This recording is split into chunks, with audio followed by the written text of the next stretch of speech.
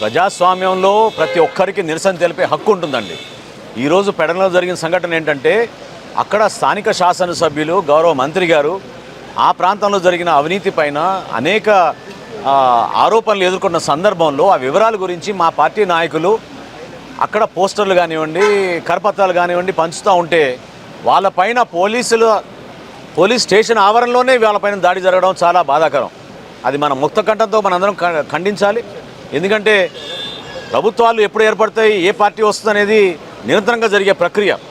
ప్రతి ఒక్కరూ కూడా గౌరవించాల్సిందంటే వ్యవస్థలను ఉపయోగించుకుని పార్టీ అవసరాల కోసం ప్రజల్ని భయపెట్టాలి. జనసేన పార్టీ నాయకులపైన కేసులు పెడితే వాళ్ళు సైలెంట్ అవుతారనుకోవడం చాలా పొరపాటు.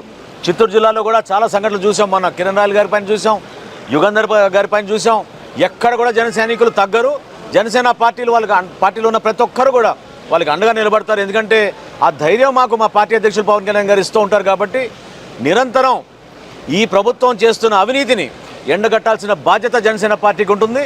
అది ప్రజల్లోకి వచ్చి మేము ఉద్యమ స్ఫూర్తిలో తీసుకెళ్తాం.